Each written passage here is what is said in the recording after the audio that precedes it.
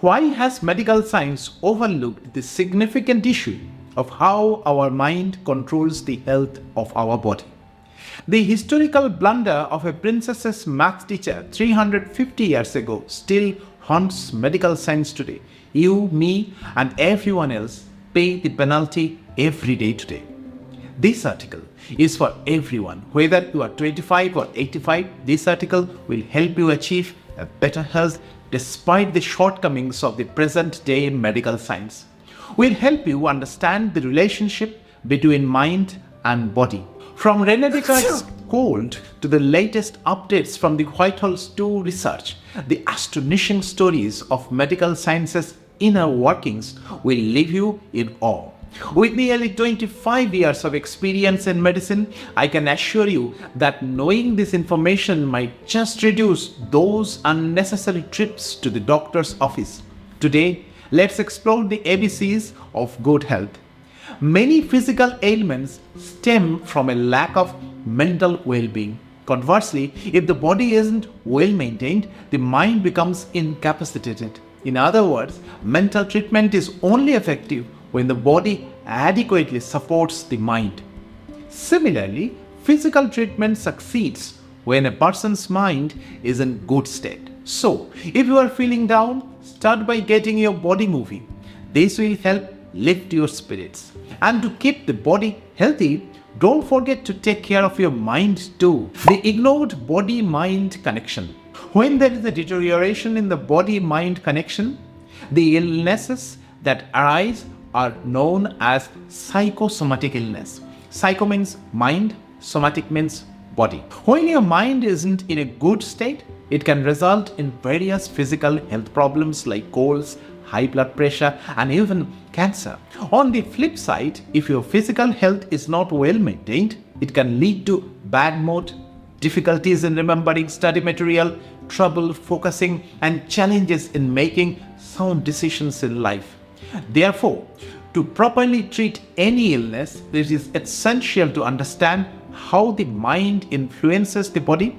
But first, a bit of history to understand why the significant relationship between the mind and body has long been overlooked. René Descartes, glorious triumphs and a monumental blunder.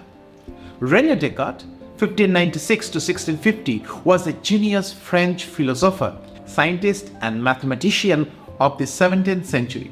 Several centuries ago, when many philosophers and scientists attributed all human well-being to God, Descartes proved that everything in science is based on logic and irrefutable evidence.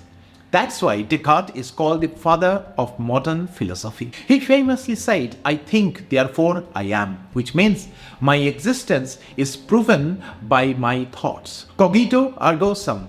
This idea distinguished humans from other creatures on earth and catapulted Descartes to fame.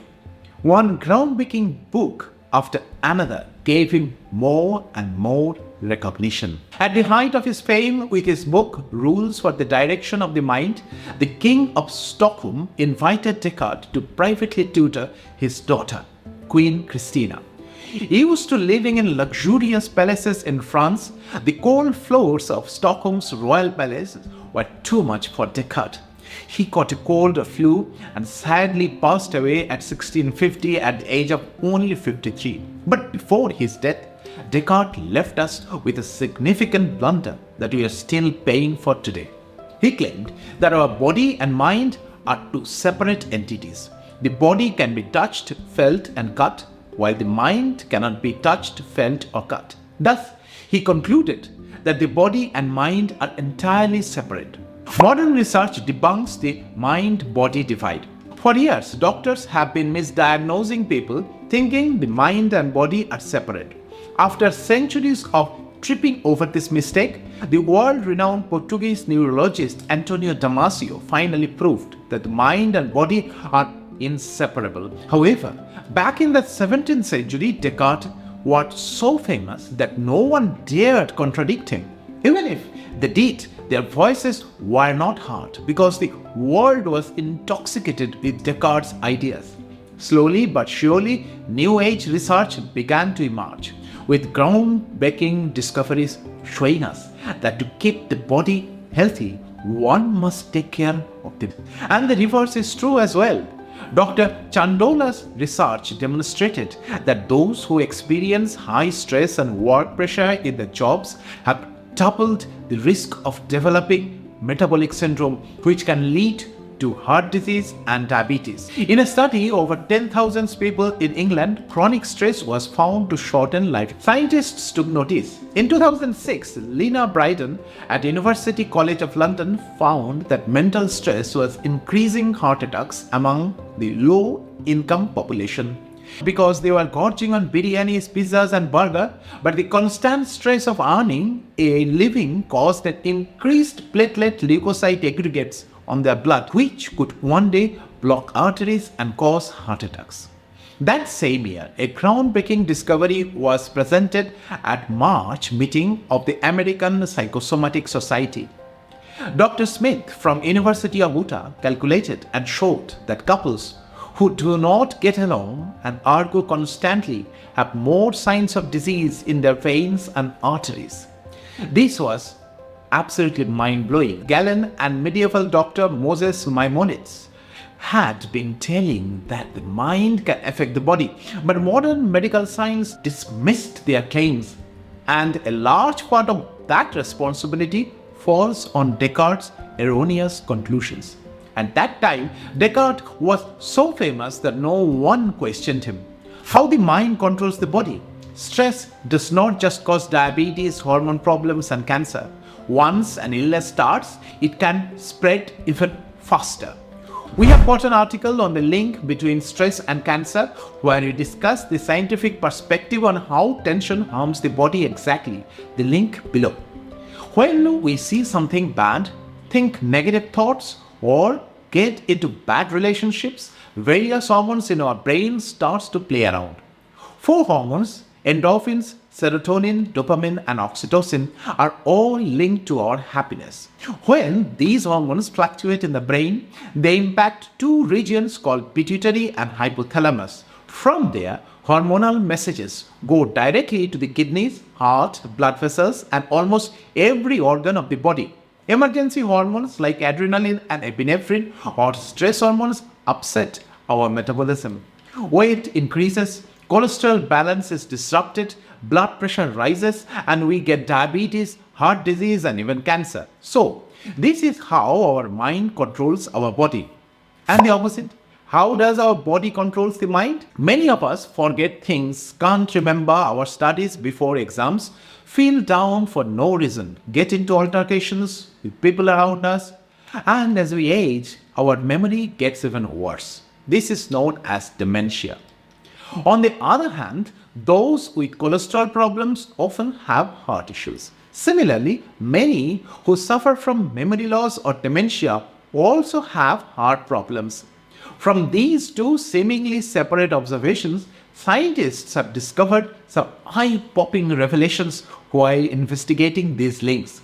It turns out that we exercise regularly, our brain gets a better supply of resources to stay healthy. 2 critical parts of the brain, the prefrontal cortex and hippocampus, are most affected by aging.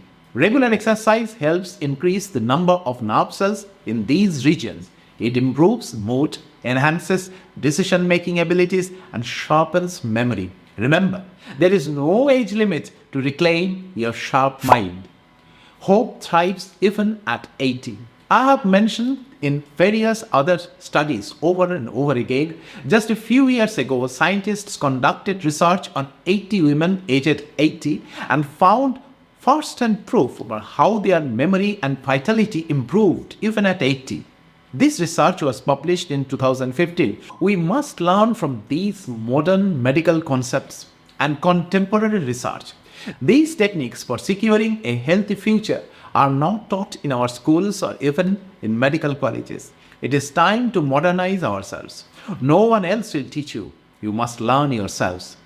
Below, you will find the link to our study on how exercise and walking can improve your health and how much exercise is needed each week. It contains some liberating insights. Even if you live alone, you can improve yourself. In just a few days' time, we will discuss how to keep your mind healthy in our soon to be published video on Alone but Not Lonely.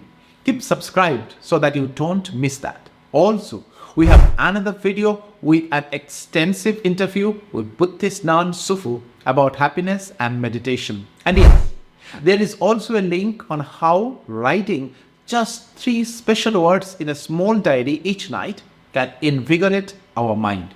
Feel free to check them out one by one. That's all today. We'll see you soon with another topic.